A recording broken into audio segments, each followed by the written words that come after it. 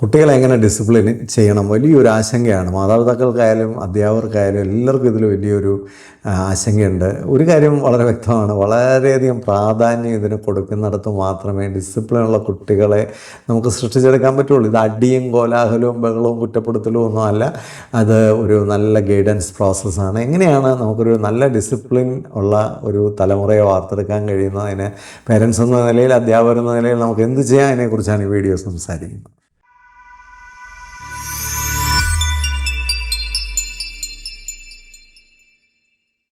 Parents ആയാലും അധ്യാപകരായാലും ഇന്ന് ഏറ്റവും കൂടുതൽ പ്രയാസപ്പെടുന്ന, വെല്ലുവിളികൾ നേരിടുന്ന ഒരു വിഷയം കുട്ടികളുടെ ഡിസിപ്ലിനാണ്.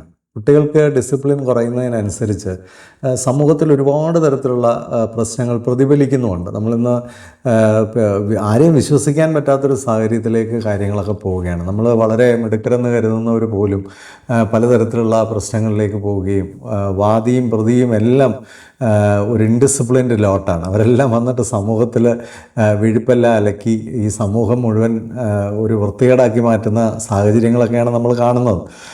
അത് ഏത് തരത്തിലുള്ള വിഷയങ്ങളിലാണെങ്കിലും. അപ്പം നമ്മുടെ തലമുറയെ ഒരു ഡിസിപ്ലിനോടുകൂടി വളർത്തിക്കൊണ്ട് വന്നില്ലെങ്കിൽ ഒരു സമാധാനമായിട്ട് ജീവിക്കുക എന്ന് പറയുന്നതോ, അല്ലെങ്കിൽ സ്വസ്ഥമായിട്ട് ജീവിക്കുക എന്ന് പറയുന്നതോ, അല്ലെങ്കിൽ ഈ സമൂഹത്തിൽ നിന്ന് നമുക്ക് ഒരു ഒരു ഒരു അഷ്വറൻസ് പ്രതീക്ഷിക്കാൻ പറ്റാത്തൊരു സാഹചര്യത്തിലേക്കൊക്കെ നമ്മൾ പോകുന്നുള്ളതിനൊരു സംശയമില്ല. അതുകൊണ്ട് കുട്ടികളെ ചെറിയ പ്രായം മുതലേ ഡിസിപ്ലിൻ ചെയ്യുക എന്ന് പറയുന്നത് ഒരു വീടിൻ്റെ മാത്രം പ്രശ്നമല്ല, ഒരു നാടിൻ്റെയും ഒരു സമൂഹത്തിൻ്റെയും രാജ്യത്തിൻ്റെയും ഒക്കെ പ്രശ്നമാണ്.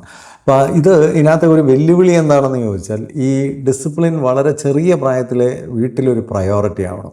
ഇത് സ്കൂളിൽ നിന്ന് ലഭിക്കുന്ന ഒരു കാര്യമാണെന്ന് പേരൻസ് ഒരിക്കലും ധരിക്കരുത്. പലപ്പോഴും ഇന്ന് റിച്ചായിട്ടുള്ള പല പേരൻസും വിചാരിക്കുന്ന we can buy education from A school.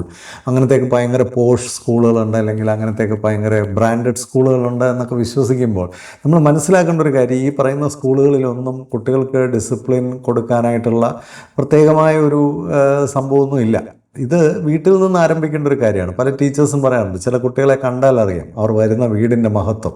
അതൊക്കെ അത്രയേ ഉള്ളൂ. കാരണം നമ്മുടെ വീടുകളിൽ നിന്നാണ് ഡിസിപ്ലിൻ ആരംഭിക്കേണ്ടത്.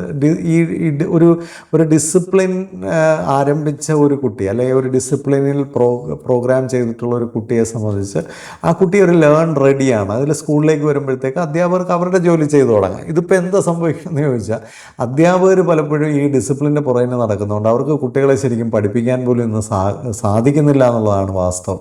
പല അധ്യാപകരുടെയും ജോലി ഇന്ന് കുട്ടികളുമായിട്ട് ഈ ഡിസിപ്ലിൻ പ്രശ്നത്തിൽ കിടന്ന് കറങ്ങുകയാണ്. അപ്പോൾ ഇതൊരു വലിയൊരു വിഷയം തന്നെയാണ്. ഒരുപാട് കാരണങ്ങൾ ഇതിന് നമുക്ക് ചൂണ്ടിക്കാണിക്കാൻ കഴിയുമെങ്കിൽ അതിൻ്റെ ബേസിക് പ്രശ്നം കിടക്കുന്നത് ഹോം ഫ്രണ്ടിൽ തന്നെയാണ്. കാരണം നമുക്ക് വീടുകളിൽ, ഭവനങ്ങളിൽ എങ്ങനെ കുട്ടികളെ ആദ്യം തന്നെ ഒന്ന് ഓർഗനൈസ് ചെയ്ത് കൊണ്ടുവരാം. ഇതിന് ഒരു വീടിനകത്ത് അല്ലെങ്കിൽ ഒരു കുടുംബത്തിനകത്ത് ഒരു പ്രയോറിറ്റി എന്തും വേണ്ടി ഇതിന് കൊടുക്കുന്നുണ്ടോ എന്നുള്ളതാണ് പ്രധാനം. അല്ല, ആ മുൻഗണന അതിനായിരിക്കണം. പലപ്പോഴും കുറേ ആഹാരം കഴിക്കുന്നു, കിടന്നുറങ്ങുന്നു, കുറേ യാത്ര ചെയ്യുന്നു എന്നൊക്കെയുള്ളതിനപ്പുറത്തേക്ക് ഒരു വീടിന്, കൊച്ചു കുട്ടികളൊക്കെ വളരുന്ന സമയത്ത് ഒരു മുൻഗണന ഈ ഡിസിപ്ലിനുണ്ടോ? അപ്പോൾ വീടിനുള്ളിൽ തന്നെ ഒരു ഡിസിപ്ലിൻ്റെ സ്ട്രക്ചറുണ്ടോ? പ്രത്യേകിച്ച് കുട്ടികളെ സംബന്ധിച്ച് അവരുടെ ബൗണ്ടറീസ് എവിടെയാണ്? ഇത് കൃത്യമായിട്ട് ഈ ബൗണ്ടറീസിനെ പഠിപ്പിക്കാൻ കഴിയുന്നുണ്ടോ? അപ്പോൾ കുട്ടികളെ സംബന്ധിച്ച് കുട്ടികൾക്ക് ചില അതിർവരമ്പുകൾ ഉണ്ടായിരിക്കണം. അപ്പോൾ എന്തും ഏതും എങ്ങനെയും എന്നുള്ള അവസ്ഥയിൽ കുട്ടികളെ വളർത്തിയാൽ, ചില വെസ്റ്റേൺ കൺട്രീസിലൊക്കെ അങ്ങനെ വളർത്തുന്നുണ്ട്. അതിൻ്റെ ദുരന്തങ്ങളും ആ രാജ്യങ്ങൾ പേറുന്നുണ്ട്. അപ്പം നമ്മൾ ഈ ഒരു നല്ല സമൂഹമായിട്ട് വളർന്നു വരണമെന്നുണ്ടെങ്കിൽ നമ്മൾ കുട്ടികളെ സംബന്ധിച്ച് അവരുടെ ബൗണ്ടറീസ് ക്ലിയറായിട്ട് പറഞ്ഞു കൊടുക്കണം. അത് കൃത്യമായിട്ട് കുട്ടികൾ അറിയണം, മനസ്സിലാക്കണം, അത് ഓണർ ചെയ്യാൻ അവർക്ക് കഴിയണം. അപ്പോൾ ആ ബൗണ്ടറീസിനെ പറ്റിയുള്ള ഒരു ക്ലിയർ കട്ടായിട്ടുള്ള ഒരു കാര്യം കുട്ടികൾക്കുണ്ട്. രണ്ടാമത്, ഈ അതോറിറ്റീസിനെ ഓണർ ചെയ്യാൻ പഠിക്കണം. അധികാരം അപ്പോൾ ഓരോ സ്ഥലത്തും കുട്ടികൾ വളർന്നു വരുമ്പോൾ അതിൻ്റെ അധികാരമുള്ള ആൾക്കാർ പല കാര്യങ്ങളും നിബന്ധനകളും വയ്ക്കുമ്പോൾ, അവർ റെസ്ട്രിക്റ്റ് ചെയ്യുമ്പോൾ അതിനെ ഓണർ ചെയ്യാൻ കഴിയണം. അപ്പം അങ്ങനെയാണ് സ്കൂളിൽ ചെല്ലുമ്പോൾ ടീച്ചേഴ്സിനെയൊക്കെ അനുസരിക്കുന്നത്. ടീച്ചേഴ്സിനെ അനുസരിക്കാതെ എന്തായാലും വിദ്യാഭ്യാസം നടക്കത്തില്ല. നമുക്കിങ്ങനെ കുറേ പുരോഗമനപരമായ ഡയലോഗുകളും തിയറികളും ഒക്കെ പറയാമെങ്കിലും അധ്യാപകരെ അനുസരിച്ചാൽ മാത്രമേ, അല്ലെ അവർ പറയുന്ന കാര്യങ്ങൾ കേൾക്കുക. അതിനകത്ത് എന്തെങ്കിലും ഡിഫറൻസ് ഓഫ് ഒപ്പീനിയൻ ഉണ്ടെങ്കിൽ ചർച്ച ചെയ്യുന്നതിനൊന്നും കുഴപ്പമില്ല. അതൊക്കെ പ്രായമാകുന്നതനുസരിച്ചാണ്. ചെറിയ പ്രായത്തിൽ ആദ്യം വളയത്തിൽ കൂടെ തന്നെ കുട്ടികൾ പോകണം, എന്നാലേ അവർക്ക് വളയമില്ലാതൊക്കെ നാളെ ചാടുമ്പോൾ അപകടം ഉണ്ടായിരിക്കുള്ളൂ. അപ്പോൾ സ്വാഭാവികമായിട്ടും ഒരു അതോറിറ്റിയെ ഓണർ ചെയ്യാനായിട്ട് അവരറിയണം. മൂന്നാമതായിട്ട് സെൽഫ് കൺട്രോൾ. നമുക്ക് എന്ത് സാഹചര്യങ്ങൾ, പുറത്തുള്ള സാഹചര്യങ്ങൾ എന്തായാലും എനിക്ക് എന്നെ കൺട്രോൾ ചെയ്ത് നിർത്താൻ പറ്റുമോ? അതാണ് ഏറ്റവും പ്രധാനം. നമ്മൾ ഈ ഒരു ഏതൊരു വിജയിച്ച ആളിനെ നോക്കിയാൽ അവർ ഏതൊരു സാഹചര്യത്തോടുള്ള അവരുടെ പ്രതികരണം വളരെ റിഫോംഡാണ്. അത് അവരുടെ കൺട്രോളിലാണ്. അപ്പോൾ ആ സെൽഫ് കൺട്രോൾ ലീഡർഷിപ്പിലെ ഏറ്റവും വലിയ ആധുനിക ലീഡർഷിപ്പിലെ ഏറ്റവും വലിയ ചലഞ്ച് എന്ന് പറയുന്നത് സെൽഫ് കൺട്രോളാണ്. സെൽഫ് കൺട്രോൾ ഇല്ലാത്തവന് ഇനി എത്ര വലിയ ആളായാലും അവർക്ക് ജീവിതത്തിൽ വിജയിക്കാനായിട്ട് സാധിക്കില്ല. ആത്യന്തികമായ ഒരു പരാജയപ്പെടും. ഇത് നമ്മൾ ധാരാളം കേസുകൾ ഇങ്ങനെ ഡെയിലി കണ്ടുകൊണ്ടിരിക്കുകയാണ്. അപ്പോൾ ചെറിയ പ്രായം പോലെ ആ സെൽഫ് കൺട്രോൾ കുട്ടികളെ പഠിപ്പിക്കുക. അപ്പോൾ ആ ലിമിറ്റേഷൻസ്, ബൗണ്ടറീസ് എവിടെയാണെന്ന് അതിനെ ഓണർ ചെയ്യുക, അതോറിറ്റിയെ ഓണർ ചെയ്യാൻ പഠിക്കുക, അല്ലെങ്കിൽ പ്രായമുള്ളവർ പറയുമ്പോൾ അതിനെ റെസ്പെക്റ്റ് ചെയ്യാൻ പഠിപ്പിക്കുക. അതുപോലെ തന്നെ സെൽഫ് കൺട്രോൾ പഠിപ്പിക്കുക. ഈ 3 കാര്യങ്ങൾ കുട്ടികളിൽ വന്നു കഴിഞ്ഞാൽ, ഈ 3 കാര്യങ്ങൾ കുട്ടികളിൽ വരണമെങ്കിൽ തന്നെ അവരുടെ ഒരു ഡെവലപ്മെൻറ്റ് പ്രോപ്പറായിരിക്കണം. പലപ്പോഴും അവർക്ക് മാനസികമായിട്ട് എന്തെങ്കിലും അസ്വസ്ഥതകളോ വൈകാരിക അസ്വസ്ഥതകളോ ഒക്കെ ഉണ്ടെങ്കിൽ ഈ പറയുന്ന കാര്യങ്ങളിലൊക്കെ കുട്ടികൾക്ക് ബുദ്ധിമുട്ടാണ്. അപ്പോൾ അങ്ങനെയൊക്കെയുള്ള കാര്യങ്ങളുണ്ടെങ്കിൽ അത് അവിടെ കറക്റ്റ് ചെയ്യണം. പിന്നെ ചില ഹെറിഡിറ്ററി ഫാക്ടേഴ്സൊക്കെ ഉണ്ട്. ചില പേഴ്സണാലിറ്റി ഇഷ്യൂസ് ഉള്ള, മാനസിക വൈകല്യങ്ങളൊക്കെയുള്ള ഹെറിഡിറ്ററി ഒക്കെ കുട്ടികളുടെ പുറകിലുണ്ടെങ്കിൽ ഇങ്ങനെയൊക്കെ ആക്കിയെടുക്കുന്നതിൽ നമുക്ക് ചില ബുദ്ധിമുട്ടുകളൊക്കെ വരും. ഇവിടെയൊക്കെയാണ് നമ്മളൊരു എക്സ്പേർട്ടിൻ്റെയൊക്കെ ഗൈഡൻസ് എടുക്കുക, അല്ലെങ്കിൽ അങ്ങനെയുള്ള നല്ല ഒരു പിന്നെ ഡോക്ടേഴ്സിനെ കാണേണ്ടവരും പ്രാക്ടീഷണേഴ്സിനെ കാണേണ്ടവരും ഇതൊക്കെ വരാം. എന്തു തന്നെയായാലും ഇതൊരു പ്രയോറിറ്റി ആണെങ്കിൽ അത് നടത്തിയെടുക്കാനൊരു പ്രയാസമില്ല. ഇത് നിഗ്ലക്റ്റ് ചെയ്ത് കഴിഞ്ഞാൽ എന്ത് പറ്റുമെന്ന് ചോദിച്ചാൽ, കുട്ടികൾ ഒരു തോന്നുന്ന പോലെ വളർന്നു വരികയും ഇവർ സ്കൂളിൽ ചെന്ന് സ്കൂളിലൊരു പിന്നെ ഒരു അമിക്കബിൾ അല്ലാതാവുന്നു, മിസ്ബിഹേവ് ചെയ്യുന്നു. സ്കൂളിൽ അധ്യാപകർക്ക് ഇവരെ പഠിപ്പിക്കാനും ഓറിയൻറ്റ് ചെയ്യാനും ഒക്കെ പ്രയാസം വരുന്നു. സ്വാഭാവികമായിട്ടും കുട്ടി ക്യാരക്ടർ വൈസും അക്കാഡമിക് വൈസും ഫ്യൂച്ചറിലും എല്ലാം കുട്ടി തകരാറിലാവും.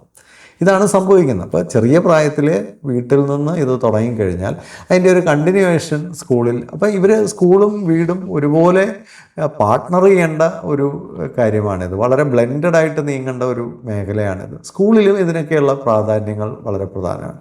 അപ്പോൾ ഏറ്റവും പ്രധാനമായിട്ട് ഈ റെസ്പെക്റ്റും റെസ്പോൺസിബിലിറ്റിയും കുട്ടികൾ അറിയണം. റെസ്പെക്റ്റ് ചെയ്യാൻ പഠിക്കുക. റെസ്പെക്റ്റ് ചെയ്യുക, മാതാപിതാക്കളെ റെസ്പെക്റ്റ് ചെയ്യാത്ത കുട്ടികൾ വേറെ ആരെയാണ് റെസ്പെക്റ്റ് ചെയ്യാൻ പോകുന്നത്? അതുപോലെ തന്നെ റെസ്പോൺസിബിലിറ്റി. ഇവിടെ വലിയൊരു കുഴപ്പം എന്താ, നമ്മുടെ ഇന്ത്യയിലൊക്കെയുള്ള വലിയൊരു കുഴപ്പം, ഡെമോക്രാറ്റിക് ആയിട്ടുള്ള ഒരു സൊസൈറ്റി ആയതുകൊണ്ട് തന്നെ ഇവിടെ റൈറ്റ്സ് എല്ലാം നമ്മൾ വളരെ ബോധേഡാണ്, അല്ലെ റൈറ്റ്സ് എല്ലാം വളരെ അവെയറാണ്. എൻ്റെ അവകാശം ഇതാണ്, അധികാരം ഇതാണ്. ഇപ്പോൾ കുട്ടികളൊക്കെ അവരുടെ ചൈൽഡ് റൈറ്റ്സിനെ പറ്റിയൊക്കെയാണ് പറയുന്നത്.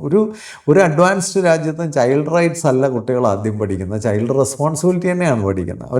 അവരെ റെസ്പോൺസിബിൾ ആക്കി കൊണ്ടുവരിക. ഇപ്പോൾ ലോകത്തിലെ വലിയ രാജ്യങ്ങളൊക്കെ എടുത്തു കഴിഞ്ഞാൽ, വളരെ അഡ്വാൻസ്ഡ് ആയിട്ടുള്ള രാജ്യങ്ങളൊക്കെ എടുത്തു കഴിഞ്ഞാൽ അവിടുത്തെ കുട്ടികൾ ചെറിയ പ്രായം മുതൽ തന്നെ ഹോം ഫ്രണ്ടിലും സ്കൂളിലും അവരവരുടെ റെസ്പോൺസിബിലിറ്റീസിനെ പറ്റി വളരെ അവെയറാണ്. അതവർ പ്രാക്ടീസ് ചെയ്യാൻ നിർബന്ധിതരാണ്. അതുകൊണ്ടാണ് അവർ വളർന്നു വരുമ്പോൾ അത് വളരെ കേർട്ടസി ഉള്ളൊരു സൊസൈറ്റി. നമ്മൾ ഈ വിദേശ രാജ്യങ്ങളിലേക്കൊക്കെ ഓടുന്നത് എന്തുകൊണ്ടാണ്? അവിടെ ഒരു കോർഡിയൽ സൊസൈറ്റി ഉണ്ട്, അവിടെ ഒരു റെസ്പെക്റ്റ്ഫുൾ സൊസൈറ്റി ഉണ്ട്. അതുകൊണ്ടാണ് എല്ലാവരും അങ്ങോട്ട് പോകുന്നത്.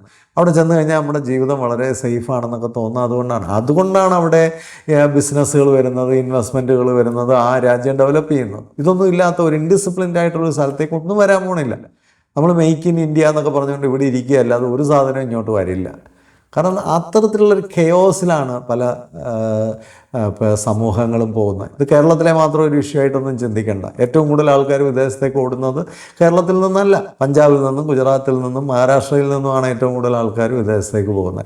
ഈ സൊസൈറ്റിയിലെല്ലാം ചെറുപ്പക്കാർ ഇൻഡിസിപ്ലിൻഡ് ആണ്. കേരളത്തിൽ ഒട്ടും പറയേണ്ട, ഇവിടെ വളരെ ഇൻഡിസിപ്ലിൻഡ് ആണ്. എല്ലാ സമൂഹത്തിലും ഈ ഇൻഡിസിപ്ലിൻ കൂടിക്കൊണ്ടിരിക്കുകയാണ്. കോളേജുകളിലൊക്കെ നടക്കുന്നത് എന്താണ്, സ്കൂളുകളിലൊക്കെ എന്തും പ്രതീക്ഷിക്കാവുന്ന അവസ്ഥയിലാണ് നമ്മൾ നിൽക്കുന്നത്. അപ്പോൾ ഒരു ഡിസിപ്ലിൻ ഉണ്ടെങ്കിൽ മാത്രമേ ഗ്രോത്ത് ഉള്ളൂ. ഡിസിപ്ലിൻ ഉണ്ടെങ്കിലേ നമ്മൾ സസ്റ്റെയിൻ ചെയ്യുള്ളൂ. അതപ്പോൾ ആ റെസ്പെക്റ്റും റെസ്പോൺസിബിലിറ്റിയും എല്ലാ കുട്ടികളെയും പഠിപ്പിച്ചിട്ട് മതി ബാക്കി കാര്യങ്ങൾ. കാരണം വേറെ എന്ത് നേടിയാലും, അല്ലെ കുറേ ടാലൻ്റ് ഉണ്ട്, കുറേ എബിലിറ്റി ഉണ്ട്, കുറേ സൂപ്പർ ആയിട്ടുള്ള കുറേ പണമുണ്ട്, ഇതുകൊണ്ടൊന്നും നമുക്ക് ഒന്നും സസ്റ്റെയിൻ ചെയ്യാൻ പോകുന്നില്ല എന്നുള്ളത് വളരെ പ്രധാനമാണ്. ഒരു കുട്ടിയെ സംബന്ധിച്ച് കുട്ടിയുടെ ഫസ്റ്റ് സ്കൂളെന്ന് പറയുന്ന ഹോമാണ്, ഫസ്റ്റ് ടീച്ചേഴ്സ് എന്ന് പറയുന്ന പേരൻസാണ്. പേരൻസിലും വളരെ വളരെ ചിലപ്പോൾ ഒരമ്മയ്ക്കോ അത് സാധിച്ചു എന്ന് വരില്ല. അവിടെ അച്ഛൻ്റെ പാർട്ട്ണർഷിപ്പ് ആവശ്യമാണ്. അങ്ങോട്ടും ഇങ്ങോട്ടും സപ്ലിമെൻറ്റും കോംപ്ലിമെൻറ്റും ചെയ്ത് കുട്ടികളിൽ ഇത് ഉണ്ടാക്കിയെടുക്കാനായിട്ട് രണ്ടുപേരും ഇവിടെ ഇന്ന് ഈ മോഡേൺ കാലഘട്ടത്തിൽ കാണുന്നൊരു കാര്യം, അമ്മയ്ക്ക് അച്ഛനെ റെസ്പെക്റ്റ് ഇല്ല, അച്ഛന് അമ്മയെ റെസ്പെക്റ്റ് ഇല്ല. അപ്പം പേരൻസ് അങ്ങോട്ടും ഇങ്ങോട്ടും റെസ്പെക്റ്റ് ചെയ്താലാണ് കുട്ടികളിൽ റെസ്പെക്റ്റ് ഉണ്ടാകുന്നത്. പേരൻസിൽ റെസ്പെക്റ്റ് ഇല്ലാത്ത ഒരു വീട്ടിൽ കുട്ടിക്ക് ഒരു റെസ്പെക്റ്റും ആരോടും ഉണ്ടാകാൻ സാധ്യതയില്ല. അതുപോലെ തന്നെ ഗ്രാൻഡ് പേരൻസ് പിന്നെ വേറൊരു രീതിയിലായിരിക്കും ഈ കുട്ടികളോട് കാര്യങ്ങളൊക്കെ. അപ്പോൾ അങ്ങനെയല്ല, എല്ലാവരും അങ്ങോട്ടും ഇങ്ങോട്ടും റെസ്പെക്റ്റ് ചെയ്യും. മുതിർന്നവരായിട്ടുള്ള ഒരു കുട്ടികൾക്ക് മോഡൽസായി മാറുകയും ചെയ്യണം. കുട്ടികളെ ഉപയോഗപ്പെടുത്തിക്കൊണ്ട് അവിടെ വഴക്കിനും ബഹളത്തിനും ഒക്കെ സാഹചര്യങ്ങൾ ഒരുക്കുക, കുട്ടികളെ എക്സ്പ്ലോയിറ്റ് ചെയ്യുക, ഇതെല്ലാം നാളെ ഒരു കെയോസായിട്ട് തിരിച്ചടിക്കുമെന്നുള്ള കാര്യത്തിന് ഒരു സംശയമില്ല.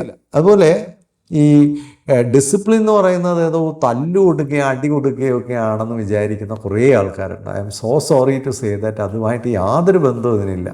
ഡിസിപ്ലിൻ എന്ന് പറയുന്ന ഒരു ഗൈഡൻസ് ആണ്. പ്രോപ്പറായിട്ട് എങ്ങനെ പോകണമെന്ന് കുട്ടികളെ ചെറിയ പ്രായം മുതൽ പരിശീലിപ്പിക്കുന്നതാണ് ഡിസിപ്ലിൻ എന്ന് പറയുന്നത്. അല്ലാതെ ഇതൊരു തല്ലും അടിയും ബഹളവും വഴക്കും കുറ്റപ്പെടുത്തലുമാണ്. അതൊക്കെ ശരിയായ രീതിയിൽ ഡിസിപ്ലിൻ ചെയ്യാതെ വരുമ്പോൾ പിന്നീടുണ്ടാകുന്ന കോലാഹലങ്ങളാണ് ഇതൊക്കെ. ഇപ്പം ചെറിയ പ്രായത്തിൽ നല്ല രീതിയിൽ അവരെ ഓർഗനൈസ് ചെയ്ത് അവരെ ഇപ്പം നമ്മളൊരു പട്ടിയെ വളർത്തുകയെന്ന് വിചാരിക്കുക. ഒരു പട്ടിയെ ചെറിയ പ്രായത്തിൽ ട്രെയിൻ ചെയ്ത് കഴിഞ്ഞാൽ പിന്നെ അതിൻ്റെ മരണം വരെ നമുക്ക് യാതൊരു ബുദ്ധിമുട്ടുകളും ഇല്ല. നേരെ മറിച്ച് ചെറിയ പട്ടിയായിട്ട് കൊണ്ടുവന്നു അതിനെ ചൊവ്വേ നേരെ ട്രെയിൻ ചെയ്തില്ല, ആകെ കൂടെ കുഴപ്പമായിരിക്കും. പിന്നെ ഇതിൽ ആരൊക്കെ അവശേഷിക്കുമെന്ന് പോലും പറയാൻ പറ്റില്ല. ഇതാ സംഭവിക്കണേ. ഇതുപോലെ തന്നെയാണ് കുട്ടികളും. എല്ലാ മൃഗങ്ങൾക്കും ഒരു ഓറിയൻറ്റേഷൻ ആവശ്യമുണ്ട്, കുട്ടികൾക്ക് അത് ആവശ്യമുണ്ട്. അപ്പോൾ ഇത് ക്രൂവൽറ്റി അടിയും ബഹളവുമാണ്, അല്ലെ പേടിപ്പിക്കുന്നതാണ്. ഈ പേടിപ്പിക്കുന്നതൊന്നും അധികം നിലനിൽക്കില്ല. മാത്രമല്ല പേടിപ്പിക്കുമ്പോൾ എന്ത് സംഭവിക്കുന്നു, ഡിസിപ്ലിൻ എന്ന പേരിൽ പേടിപ്പിക്കപ്പെട്ടിട്ടുള്ള പലരും പറയാറുണ്ട്, ഞാൻ കുട്ടിയെ അടിച്ചു വളർത്തി, അവൻ എന്നോട് ചോദിക്കാതെ ഒന്നും ചെയ്യില്ല, ഇങ്ങനെയൊക്കെ പറഞ്ഞ പല വീടുകളിലും കുറേ കിഴങ്ങന്മാരായിട്ടാണ് പിള്ളേർ വളർന്നു വന്നിട്ടുള്ളത്. അല്ലെങ്കിൽ നേരെ അങ്ങ് അഡമൻ്റായി ഭയങ്കര അഗ്രസീവായിട്ട് അത്തരം കുട്ടികൾ പിന്നീട് മാറിയിട്ടുണ്ട്. ഇതൊന്നും ഒരു ഗുണവുമില്ല. പല കുട്ടികളിൽ ഇത് ആവശ്യമില്ലാത്ത ഫിയറും ആങ്സൈറ്റിയും ഉണ്ടാക്കിയിട്ടുണ്ട്. അതൊന്നും അല്ല ഡിസിപ്ലിൻ. അതാണ് ഡിസിപ്ലിൻ എന്ന് ആരും കരുതുകയും ചെയ്യരുത്. ഡിസിപ്ലിൻഡ് ആയിട്ടുള്ള കുട്ടികളെ സംബന്ധിച്ച് അല്ലെങ്കിൽ കുഞ്ഞുങ്ങളെ സംബന്ധിച്ച് നമുക്ക് കാണാൻ കഴിയുന്ന ഒരു കാര്യം, ദേ റെസ്പെക്റ്റ് ടൈം. അതാണ് ഏറ്റവും പ്രധാനമായ കാര്യം. അവർ സമയം പാലിക്കും. എല്ലാം നാളത്തേക്ക് വയ്ക്കുക, മറ്റന്നാളത്തേക്ക് വയ്ക്കുക, പിന്നീടാവട്ടെ എന്ന് പറയാം. അങ്ങനെയല്ല. അവർ സമയത്തെ മാനിക്കുന്നു, അവർ മനുഷ്യരെ മാനിക്കുന്നു, അവർ നിയമം പാലിക്കുന്നു. ഇതാണ് ഡിസിപ്ലിൻഡ് ആയിട്ടുള്ള മനുഷ്യരുടെ ഒരു ഗുണം. അത് നമ്മൾ മുതിർന്നവരിലാണെങ്കിലും നോക്കിയാൽ മതി. സമയം പാലിക്കുന്ന ആൾക്കാർ എത്ര പേരുണ്ട്, എത്ര പേരൻസ് ഈ സമയം പാലിക്കുന്നവരാണ്, മനുഷ്യരെ മാനിക്കുന്നവരാണ്, നിയമങ്ങൾ പാലിക്കുന്നവരാണ്. ഇതിലാണ് ഒരു നിയമം പാലിക്കുക എന്ന് പറയുന്നത് തന്നെ നമ്മുടെ നാട്ടിൽ എന്തോ ഒരു കുറച്ചിലാണ്. നിയമം പാലിക്കുന്നതൊക്കെ എന്തോ കുഴപ്പം പിടിച്ച ആൾക്കാരാണ്. ആരാണ് ഇവിടുത്തെ ഹീറോ? നിയമം പാലിക്കാത്തവൻ, തോന്നിവാസങ്ങളൊക്കെ കാണിക്കുന്ന ആൾ ഭയങ്കര ആൾ. പോലീസ് സ്റ്റേഷനിൽ കയറി പ്രതിയെ രക്ഷിച്ചുകൊണ്ട് പോകുന്നവനാണ് ഇവിടുത്തെ നേതാവ്. ആലോചിച്ച് നോക്കുക. ഏതെല്ലാം തരത്തിലുള്ള ഗുണ്ടായുസം കാണിക്കുന്ന അവനൊക്കെ നേതാവാണ്. കഴിഞ്ഞ ദിവസം ഒരു കോളേജിൽ കയറി ആ അധ്യാപകരെയും അവിടെ നിന്ന പുരോഹിതനെയും പെൺകുട്ടികളെയും വരെ ആക്രമിച്ചവന്മാരെയൊക്കെ നേതാവെന്ന് വിളിക്കുന്നു. അവനൊക്കെ എത്ര കിഴങ്ങന്മാരാണെന്ന് ആലോചിച്ച് നോക്കുക. അപ്പോൾ നമ്മൾ ആരെയാണ് ഈ നേതാവെന്നൊക്കെ വിളിക്കുന്നത്? റിയൽ ഹീറോ, ഒരു റിയൽ ലീഡർ എന്ന് പറയുന്നത് they respect everything, they respect everyone, they respect time. അവർ മാത്രമല്ല, അത്തരം കുഞ്ഞുങ്ങൾ അവരുടെ ലൈഫിൻ്റെ റെസ്പോൺസിബിലിറ്റി ആ കുഞ്ഞുങ്ങൾ സ്വയം ഏറ്റെടുക്കുകയാണ്. My life is my responsibility. അത്തരം കുട്ടികളെ പഠിക്കാനൊന്നും ആരും പുറമെ നടക്കേണ്ട കാര്യമില്ല. അവരുടെ ജീവിതത്തിൽ ആരാവണമെന്നും എന്താവണമെന്നൊക്കെ അവർക്ക് അവരുടേതായ ഒരു ടാർഗറ്റുണ്ട്. അത് പഠിത്തം മാത്രമല്ല, പഠിക്കുന്ന കുട്ടികൾ മാത്രമല്ല, കളിക്കുന്ന കുട്ടികളാണെങ്കിൽ അവർക്ക് അതിലൊരു ടാർഗറ്റുണ്ട്. കലാകാരന്മാരാണെങ്കിൽ അവർക്ക് അതിലൊരു ടാർഗറ്റുണ്ട്. അവരൊരു കോഴ്സ് എടുത്തു കഴിഞ്ഞാൽ ആ കോഴ്സൊക്കെ വൃത്തിയായിട്ട് കംപ്ലീറ്റ് ചെയ്യും. എല്ലാ കാര്യങ്ങളും ഡിസിപ്ലിൻഡ് ആയിട്ട് കൊണ്ടുപോകുന്നു. അപ്പോൾ ഇതെല്ലാം ചെറിയ പ്രായത്തിൽ കിട്ടുന്ന ഓറിയൻറ്റേഷൻ്റെ ഒരു ഗുണമാണ്. അതുപോലെ സ്കൂളും മാതാപിതാക്കളും അധ്യാപകരും തമ്മിൽ ശത്രുക്കളല്ലെന്നുള്ള കാര്യം നമ്മൾ തിരിച്ചറിയണം. They are not rivals, they should partner each other. അതാണ് വേണ്ടത്. സ്കൂളും പേരൻറ്റും ഒരുമിച്ച് നിൽക്കണം, ഒരുമിച്ച് നിന്ന് ഒരേ സ്വരത്തിൽ നിൽക്കുക. അവിടെ നല്ല കൊളാബറേഷൻ വേണം, നല്ല പാർട്ട്ണർഷിപ്പ് വേണം, നല്ല കമ്മ്യൂണിക്കേഷൻ വേണം. കുട്ടികളെ കംപ്ലീറ്റ് ചെയ്ത് നല്ല സിറ്റിസൺസാക്കി മാറ്റുക എന്നുള്ളതാണ് നമ്മുടെ ലക്ഷ്യം. അതിനുവേണ്ടി അങ്ങോട്ടും ഇങ്ങോട്ടും ബ്ലെയിം ചെയ്യുക, പരാതി പറഞ്ഞുകൊണ്ടിരിക്കുക, അതെല്ലാം അത് വീക്കായിട്ടുള്ള ഒരു സിസ്റ്റത്തിൻ്റെ പ്രതിഫലനങ്ങളാണ്. ആരാണ് ഈ ബ്ലെയിം ചെയ്യുന്നത്? Weak people blame, strong people take charge of this situation. ഒരുപാട് പ്രാവശ്യം മുമ്പ് ഞാൻ പറഞ്ഞിട്ടുള്ള കാര്യമാണ്. അതുപോലെ നമ്മൾ മുതിർന്നവരെല്ലാം തന്നെ കുട്ടികൾക്ക് വേണ്ടി ഇത്തരം കാര്യങ്ങൾ മോഡൽ ചെയ്യാനുള്ള വലിയ ഉത്തരവാദിത്തമുള്ളവരാണ്. ഞാനൊരു കാര്യം പറയാം, discipline is not a convenience, it is a conviction. അതൊരു കൺവിക്ഷൻ ആയിരിക്കണം. കാരണം ഈ ഡിസിപ്ലിൻ ഉണ്ടെങ്കിൽ ബാക്കി എല്ലാം ഉള്ളൂ. ഡിസിപ്ലിൻ ഇല്ലാത്തടത്ത് ഗ്രോത്ത് ഇല്ല, ഡിസിപ്ലിൻ ഇല്ലാത്തടത്ത് ലൈഫില്ല, ഡിസിപ്ലിൻ ഇല്ലാത്തടത്ത് ഫ്യൂച്ചറില്ല. Discipline is everything. അപ്പം ആ ഡിസിപ്ലിൻ എന്ന് പറയുന്നതിനെ പറ്റിയുള്ള ധാരണ മാറ്റിക്കൊള്ളുക. അത് അടിക്കുകയും കൺട്രോൾ ചെയ്യുകയും ഒന്നുമല്ല. അത് ശരിക്കും ഫ്രീഡമാണ്. ശരിക്കും അത് ഫ്രീഡമാണ്. കാരണം ഒരു ക്ലിയറായിട്ട് ഡിസിപ്ലിൻ ചെയ്ത് ഓർഗനൈസ് ചെയ്ത് കൊണ്ടുവരുമ്പോഴാണ് ടോട്ടൽ ഫ്രീഡം ഒരാൾക്ക് എൻജോയ് ചെയ്യാൻ പറ്റുന്നത്. കാരണം അവർക്ക് പിന്നെ ഒന്നും പേടിക്കണ്ട. അവരെവിടെ പോയാലും they know where to draw their line, where to stand, where to act, where to react and where to abstain. ഇതെല്ലാം അവർക്ക് കറക്റ്റായിട്ട് അറിയാം. ഇടപെടേണ്ടത് എവിടെയാണ്, പ്രതികരിക്കേണ്ടത് എവിടെയാണ്, മാറി നിൽക്കേണ്ടത് എവിടെയാണ്, ഇതെല്ലാം അവർക്ക് ക്ലിയറായിട്ട് അറിയാം. അതാണ് ടോട്ടൽ ഫ്രീഡം എന്ന് പറയുന്നത്. ആ ടോട്ടൽ ഫ്രീഡത്തിലേക്ക് ഒരാൾ എത്തുന്നത് ഈ പറയുന്ന ഒരു ഗ്രൂമിങ്ങിലൂടെയാണ്, ഈ ഒരു പ്രോസസ്സിലൂടെയാണ്. അപ്പം അത്തരത്തിൽ നമ്മുടെ കുട്ടികളെ ഡെവലപ്പ് ചെയ്തെടുക്കാൻ, അത് ഹോം ഫ്രണ്ടിലും സ്കൂളിലും 2 തലങ്ങളിലും ഇതിൻ്റെ ഉത്തരവാദിത്തങ്ങൾ അതാത് അതോറിറ്റികൾ ഏറ്റെടുത്ത് നന്നായിട്ട് പ്രവർത്തിച്ചാൽ നമുക്ക് സമൂഹത്തിലൊക്കെ ഈ അവസാനം എല്ലാം പിന്നെ കുഴപ്പമായ ഒരു സമൂഹത്തിൻ്റെ പ്രതിഫലനങ്ങൾ കണ്ട് നമുക്ക് എന്നും ദുഃഖിക്കേണ്ടി വരില്ല. ചിലതൊക്കെ വലിയ വലിയ ആൾക്കാരൊക്കെ ആയവർ പോലും കൈക്കൂലി കേസിലൊക്കെ പ്രതികളാവുന്നു, സ്ത്രീ വിഷയത്തിൽ പ്രതികളാവുന്നു, പലതരത്തിലുള്ള കാര്യങ്ങളുണ്ടാവുന്നു. ഈ പ്രതിസ്ഥാനത്ത് നിൽക്കുന്ന ആൾക്കാർ ഇൻഡിസിപ്ലിൻഡായിട്ട് നടന്നവരാണ് പലരും. ഇപ്പം ഇങ്ങനെയൊക്കെയുള്ള ഒരു വലിയ ഒരു അരാജകത്തിലേക്ക് നമ്മുടെ സമൂഹം പോകുമ്പോൾ നമുക്ക് ഓരോരുത്തർക്കുള്ള റെസ്പോൺസിബിലിറ്റി ഒന്നോടൊന്ന് ഓർമ്മിപ്പിക്കുക എന്നുള്ളതാണ് ഈ വീഡിയോയിലൂടെ ശ്രമിച്ചത്. എല്ലാവർക്കും ഇത് ഇഷ്ടപ്പെട്ടെങ്കിൽ മറ്റുള്ളവർക്കൂടെ ഒന്ന് ഷെയർ ചെയ്ത് കൊടുക്കുക. ഈ കമ്മ്യൂണിറ്റിയെ ഹെൽപ്പ് ചെയ്യുന്ന എല്ലാവർക്കും നന്ദി. Happy living.